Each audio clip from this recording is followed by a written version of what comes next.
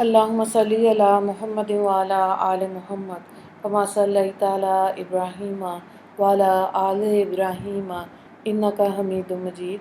اللہم بارک علی محمد وعلی آل محمد کما بارکت علی ابراہیم وعلی آل ابراہیم انک حمید مجید۔ رب اشرح لی صدری ویسر لی امری واحلل عقدۃ من لسانی یفقہوا قولی۔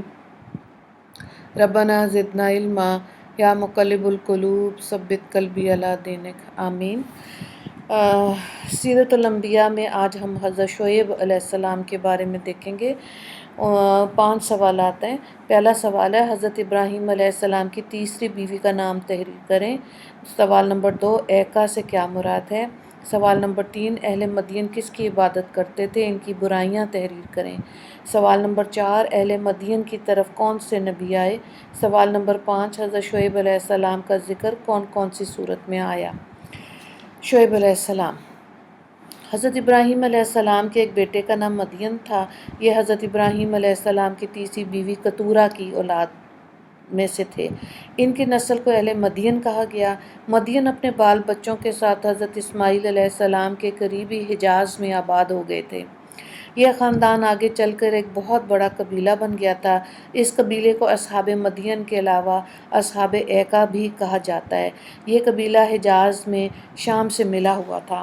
آپ کا نسب نام اس طرح سے ہے: شعیب بن حیفون بن ایفیہ بن ثابت بن مدین بن ابراہیم علیہ السلام۔ ایکا جھنڈ کو کہتے ہیں۔ اصحاب ایکا کا مطلب ہے جھنڈ والے۔ ایک سرسبز شاداب جھاڑیوں کو بھی کہتے ہیں۔ مدین کی آبادی بحر کلزم کے کنارے پر تھی۔ اس آبادی کا دوسرا سرا عرب کے شمال مغرب میں تھا۔ یہ شام کے ساتھ ملا ہوا حجاز کا آخری حصہ تھا۔ نہروں اور آبشاروں کی کثرت نے اس علاقے کو اس قدر سرسبز شاداب بنا دیا تھا۔ وہاں میوے دار درخت بے تحاشا تھے۔ پھلوں کے باغات بھی اس قدر تھے کہ ان کے جھنڈ نظر آتے تھے۔ قوم عاد اور سمود کی طرح مدین کی قوم بھی بت پرستی پر مبتلا تھی۔ شرک کے ساتھ ساتھ ان میں کم تولنے کا مرض بھی پیدا ہو گیا تھا۔ چیزوں میں ملاوٹ بھی کرتے تھے۔ ڈاکے ڈالنا بھی ان کا معمول بن گیا تھا۔ وہ ان تمام کاموں کو اپنی کاریگری اور ہوشیاری اختیار کرنے لگے تھے۔ اس کے ساتھ ساتھ وہ حد درجہ مغرور بھی ہو چکے تھے۔ اللہ تعالیٰ نے ان کی ہدایت کے لیے حضرت شعیب علیہ السلام کو نبوت عطا فرمائی۔ آپ بہت اچھے خطیب تھے۔ آپ نے لوگوں کو شرک سے بچانے کے لیے تبلیغ شروع کی، اللہ کی توحید کا درس دینے لگے، انہیں اللہ کی طرف بلانے لگے، ناپ تول میں کمی نہ کرنے کی تلقین کرنے لگے۔ اللہ تعالیٰ نے قرآن کریم میں فرمایا، اور اہل مدین کی طرف ہم نے ان کے بھائی شعیب کو بھیجا۔ انہوں نے اپنی قوم سے کہا، اے میری قوم، تم اللہ کی عبادت کرو، اس کے سوا تمہارا کوئی معبود نہیں، اور تم پیمانہ بھرنے اور تول کے پیمانے میں کمی نہ کیا کرو۔ میں تمہیں خوشحال پاتا ہوں اور تمہیں اللہ کے ایسے عذاب کے دن سے ڈرانا چاہتا ہوں جو ہر قسم کے عذاب کا مجموعہ ہوگا۔ حضرت شعیب علیہ السلام نے ہر طرح سے ان لوگوں کو سمجھانے کی کوشش کی، مگر اس بدبخت قوم پر کوئی اثر نہ ہوا۔ ان کے گزشتہ تباہ حال بھائیوں کی طرح انہوں نے بھی اللہ کے نبی پر اعتراضات شروع کر دیے۔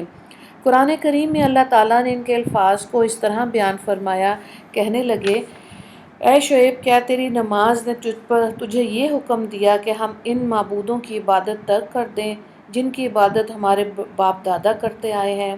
اور کہا، ہم اپنے مال میں اپنی مرضی سے کمی بیشی کرنا چھوڑ دیں؟ بے شک آپ بہت بردبار اور نیک چلن ہیں۔ حضرت شعیب علیہ السلام کی تبلیغ سے چند آدمی ان پر ایمان لے آئے۔ یہ غریب لوگ تھے۔ مالدار اپنی ہٹ دھرمی پر اڑے رہے۔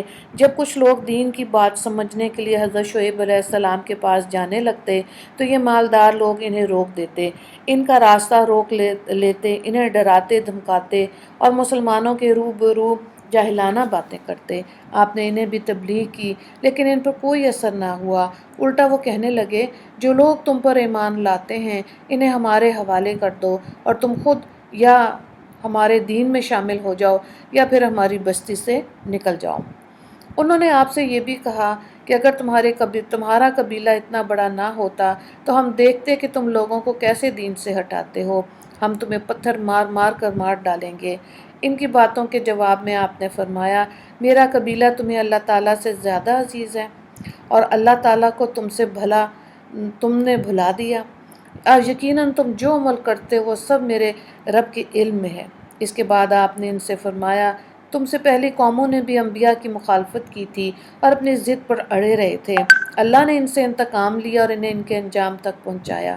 کہیں ایسا نہ ہو کہ میری مخالفت کی وجہ سے تمہیں بھی کوئی ناگہانی آفت آ گھیرے، اس لیے اب بھی وقت ہے، سنبھل جاؤ اور نبی کی مخالفت کر کے اللہ کا عذاب نہ خریدو، جیسے حضرت نوح، ہود یا صالح علیہ السلام کی قوموں پر نازل ہو چکے ہیں، اور حضرت لوط علیہ السلام کی قوم کا زمانہ تو تم سے دور بھی نہیں۔ ان تمام باتوں کے باوجود وہ بت پرستی پر اڑے رہے، ناپ تول میں کمی کرنے سے بھی باز نہ آئے، الٹا یہ کہ حضرت شعیب علیہ السلام کے دشمن ہو گئے۔ وہ آپ سے کہنے لگے یا تو تم ہمارے دین میں واپس آ جاؤ یا اس بستی سے نکل جاؤ۔ حضرت شعیب علیہ السلام نے جان لیا کہ اب ان سے کوئی امید نہیں، آپ انہیں ہر طرح سے سمجھا چکے تھے۔ آخر آپ نے ان سے فرمایا اے میری قوم، تم اپنے دین پر عمل کرتے رہو اور میں اپنے دین پر، تھوڑے ہی دنوں میں تمہیں معلوم ہو جائے گا کہ رسوا کن عذاب کس پر آتا ہے، کون جھوٹا ہے اور کون سچا۔ اپنی قوم سے یہ کہنے کے بعد آپ نے اللہ تعالیٰ سے دعا کی اے ہمارے رب، میرے اور میری قوم کے درمیان ٹھیک ٹھیک فیصلہ کر دیں، اور آپ ہی سب سے بہتر فیصلہ کرنے والے ہیں۔ اللہ تعالیٰ نے حضرت شعیب علیہ السلام کی دعا قبول فرمائی اور آپ کی قوم پر عذاب کی ابتدا ہوئی۔ اس قوم پر عذاب 3 طرح سے آیا۔ عذاب سے پہلے ان کی بستی میں سخت گرمی پڑ رہی تھی، اس گرمی سے لوگ بلبلا رہے تھے۔ پھر آسمان پر ایک گہرا بادل نظر آیا، اس بادل کی وجہ سے جنگل میں سایہ ہو گیا، یہ دیکھ کر وہ لوگ بستی سے نکل کر جنگل میں اس سائے کے نیچے آ گئے۔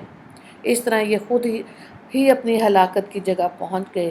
جب سب کے سب جمع ہو گئے تو اس بادل سے آگ برسنے لگی، پھر ایک سخت چنگھاڑ کی آواز آئی، اس کے بعد زلزلہ آیا۔ ان کی حالت قرآن کریم میں اس طرح بیان ہوئی انہیں زلزلے نے آ پکڑا، پھر وہ اپنے گھروں میں منہ کے بل اوندھے پڑے رہ گئے۔ سورہ اعراف۔ گویا وہ کبھی ان گھروں میں بسے ہی نہ تھے۔ سورہ ہود، سورہ اعراف۔ خوب سن لو، مدین کے لوگ بھی رحمت سے اسی طرح دور کیے گئے جس طرح سمود رحمت سے دور کیے گئے تھے۔ یہ ایسی بری موت تھی جس کے تصور سے بھی دل لرز جاتے ہیں۔ ایسے عذاب کے وقت آدمی منہ چھپاتا ہے، زمین کو پکڑتا ہے، انہوں نے بھی یہی کیا ہوگا، اس لیے اوندھے پڑے پڑے ان کی جان نکل گئی۔ حضرت شعیب علیہ السلام اور آپ پر ایمان لانے والے اس عذاب سے بالکل محفوظ رہے۔ جب آپ علیہ السلام نے انہیں اس طرح مردہ حالت میں دیکھا تو ان مردوں کو مخاطب کر کے کہنے لگے ارے میری قوم، میں نے تمہیں اپنے رب کے پیغام پہنچا دیا تھا اور میں نے تمہاری خیر خواہی کی تھی، جن لوگوں نے حق کو قبول نہیں کیا ان پر افسوس کیوں کروں۔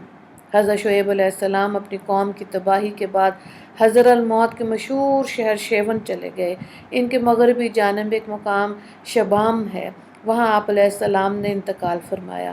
اگر کوئی شخص وادی ابن علی کی راہ سے ہوتا ہوا شمال کی جانب چلے تو وادی کے بعد وہ لوگ جہاں حضرت شعیب علیہ السلام کی قبر مبارک ہے وہاں آبادی بالکل نہیں، لوگ ان کی قبر کی زیارت کے لیے جاتے ہیں۔ اسی طرح اردن میں شہر سلط کے قریب وادی شعیب میں بھی حضرت شعیب علیہ السلام کی طرف منسوب قبر موجود ہے، جو کہ حضر الموت کی بنسبت وادی مدین سے زیادہ قریب ہے۔ اللہ کی ان پر کروڑوں رحمتیں ہوں۔ حضرت شعیب علیہ السلام کا ذکر قرآن کریم کی سورہ اعراف رکوع نمبر 11، سورہ توبہ رکوع نمبر 9، سورہ ہود رکوع نمبر 8، سورہ حج رکوع نمبر 6، سورہ شعراء رکوع نمبر 10، سورہ عنکبوت رکوع نمبر 4 میں آیا ہے۔ وآخر دعوانا الحمد للہ رب العالمین۔ اللہم اغفر لی مسلمین والمسلمات والمؤمنین والمؤمنات۔ السلام علیکم ورحمۃ اللہ وبرکاتہ۔